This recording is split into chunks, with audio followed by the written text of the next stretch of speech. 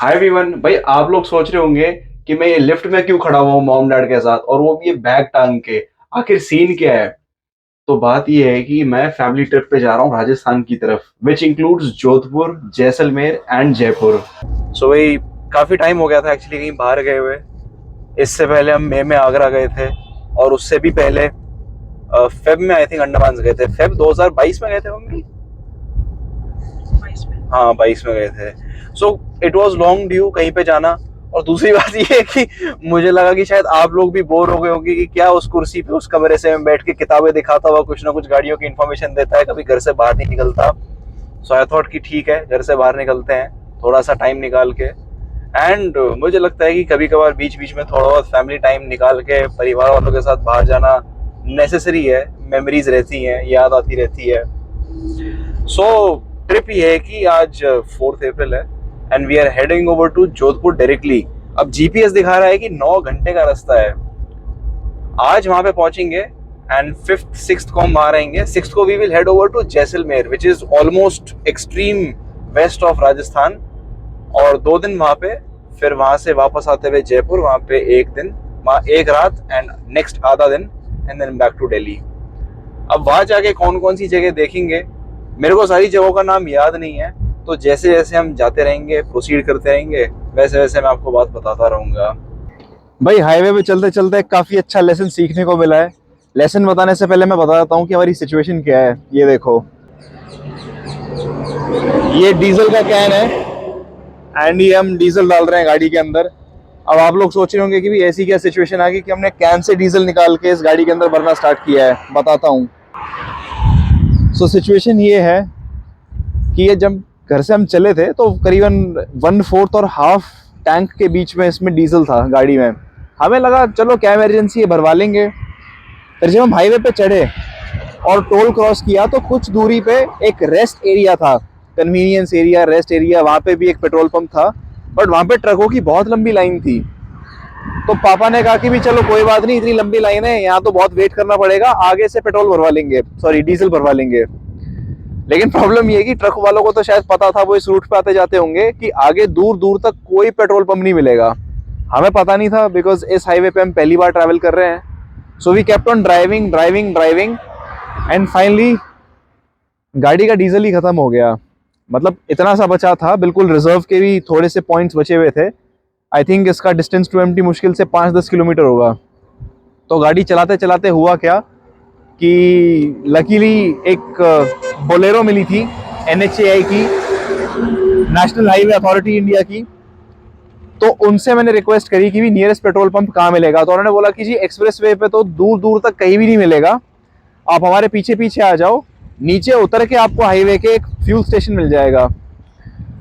सो वहाँ पे एक फ्यूल स्टेशन नज़र आ रहा है आपको, नायरा पेट्रोल पंप। तो यहाँ से नीचे उतर के, ये देखो कितना स्टीप है, यहाँ से नीचे उतर के हमने कैन में थोड़ा डीजल लिया है, और इतनी क्वांटिटी ली है कि अब इस गाड़ी को हम ले जाके जो सबसे नज़दीकी पेट्रोल पंप होगा 150 किलोमीटर दूर, वहाँ तक ले जा सकें। फिर वहाँ जाके हम इसको फुल टैंक करा लेंगे। तो लेसन लर्न बेसिकली ये है कि अगर आप कहीं लॉन्ग ड्राइव पे जा रहे हो, लॉन्ग ड्राइव पे जा रहे हो, तो घर से निकलते टाइम ही tyre pressure, engine oil, coolant, fuel सब कुछ फुल करा के चलो, क्योंकि आगे रास्ते में कौन सी चीज़ कब तक ना मिले, क्या इमरजेंसी आ जाए, पता नहीं चलता। अब आप लोग सोच रहे होंगे कि भी हर बंदे की तो ऐसी किस्मत नहीं होगी कि उसको यहीं पे एक फ्यूल स्टेशन मिल जाए कि आप नीचे से उतर के डीजल ले सको। तो अगर किसी को कुछ भी ना मिले और दूर दूर तक सिर्फ सड़क या जंगल या खेत हो, तो क्या किया जाए? तो आप ये कर सकते हो कि इमरजेंसी नंबर 1033 डायल कर सकते हो। ये देखो सामने लिखा भी हुआ है हेल्पलाइन 1033, और मैंने ये 1033 हेल्पलाइन नंबर डायल भी किया। लेकिन मैं आपको इसका एक्सपीरियंस शेयर करता हूँ। तो ऐसा तो है नहीं कि आपने हेल्पलाइन नंबर डायल करा और किसी ने उठाया नहीं, किसी ने जवाब नहीं दिया। हेल्पलाइन नंबर वर्क करता है और कोई ना कोई हेल्पलाइन वाला उठाता भी है, ऑपरेटर। लेकिन चैलेंज मालूम है क्या है? चैलेंज ये है कि वो लोग आपसे पूछेंगे कि आपकी लोकेशन क्या है। अब आप जीपीएस अगर खोलोगे तो ये कोई लोकेशन नहीं बताएगा, ये दिल्ली मुंबई एक्सप्रेस वे ये दिखा रहा है, और एक इसने ये जो नायरा पेट्रोल पंप है इसका नाम बता दिया। अब आप नायरा पेट्रोल पंप बताओगे तो हेल्पलाइन पे जो बैठा होगा उसको पता ही नहीं चलेगा कि कौन सा नायरा पेट्रोल पंप। बिकॉज ऐसा तो है नहीं ना कि हेल्पलाइन वाला यहीं बैठा हुआ है। हेल्पलाइन वाला पता नहीं उसका ऑफिस कहाँ पे होगा, ये लाइन कहाँ जाके मिलती है। पता चला उनका हेड ऑफिस जयपुर में है, तो उन्हें क्या पता कि हाईवे पे कौन सी जगह है एग्जैक्टली। फिर उन्होंने मेरे से पूछा कि चलो कोई बात नहीं, लोकेशन आपकी कोई नहीं नजर आ रही या आपको नहीं पता, तो आपके आसपास बोर्ड कौन सा है। सो ये जो सामने बोर्ड है जिस पे लिखा हुआ है दिल्ली 214 किलोमीटर, मावा 58 किलोमीटर, मैंने इस बोर्ड के बारे में मेंशन करा। तो मैंने उनसे कहा था कि मैं दिल्ली से 214 किलोमीटर दूर हूँ, लेकिन फिर भी इस बोर्ड के बारे में मैंने बताया, मैंने पेट्रोल पंप के बारे में बताया, but they were not able to locate. फिर उन्होंने मेरे से पूछा कि भी हमने आपके नंबर पे एक SMS भेजा है, एक बार आप उस SMS को चेक करो। अब प्रॉब्लम ये है कि फ़ोन पे SMS ही नहीं आ रहा था। उसने लेडी ने बेचारी ने 2-3 बार ट्राई करा SMS भेजने का, बट मेरे फ़ोन में SMS ही रिसीव नहीं हो रहा था। फिर उन्होंने मेरे से पूछा था कि आपका लेन कौन सी है, आई थिंक यही पूछा था, लेन कौन, चैनल नंबर, यस। उन्होंने मेरे से पूछा था कि चैनल नंबर क्या है। तो यहाँ सामने ये जो नंबर लिखा हुआ है ना 155.1, मैंने ये वाला चैनल नंबर बताया। अब ये वाला चैनल नंबर बता के वो कहते हैं कि जी हम तो इसको आइडेंटिफाई नहीं कर पा रहे, हमारी जुरिस्डिक्शन में तो 182 चैनल आता है, 155 आता नहीं है। तो मैंने इतनी लंबी कॉल करी, इतनी बात करी, इतनी डिस्कशन करी, और उन्होंने जेन्युइनली हेल्प करने की कोशिश भी करी, बट इट वाज इनइफेक्टिव। मैंने उन लेडी से पूछा था कि मैडम आप मेरे को कोई व्हाट्सएप नंबर दे दो, मैं व्हाट्सएप पे अपनी लोकेशन शेयर कर देता हूँ, उससे आप ज़्यादा बेटर आइडेंटिफाई कर पाओगे। तो उन्होंने कहा था कि नहीं जी हमारे हेल्पलाइन नंबर पे तो व्हाट्सएप है ही नहीं। सो फैसिलिटी है, बट मेरे को ज़्यादा यूजेबल नहीं लगी बिकॉज ऑफ दिस एक्सपीरियंस। तो NHAI की हेल्पलाइन के साथ मेरा ये एक्सपीरियंस था। आई एम श्योर और भी काफ़ी सारे लोग होंगे जिन्होंने हो सकता है कभी किसी इमरजेंसी के लिए इस नंबर को डायल किया हो।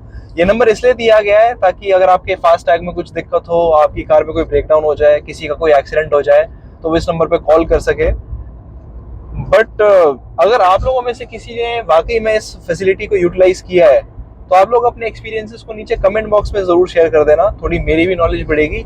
एंड जो बाकी के लोग हैं जो इस वीडियो को देखेंगे, उन्हें मेरे एक्सपीरियंस के साथ साथ आपके एक्सपीरियंसेस से भी पता चलेगा कि इसको यूज़ कैसे कर सकते हैं। एटलीस्ट ये कि कोई अगर किसी इमरजेंसी सिचुएशन में होगा तो वो पैनिक नहीं करेगा, थोड़ा आइडिया रहेगा कि इस नंबर को कैसे बेस्ट यूटिलाइज करना है।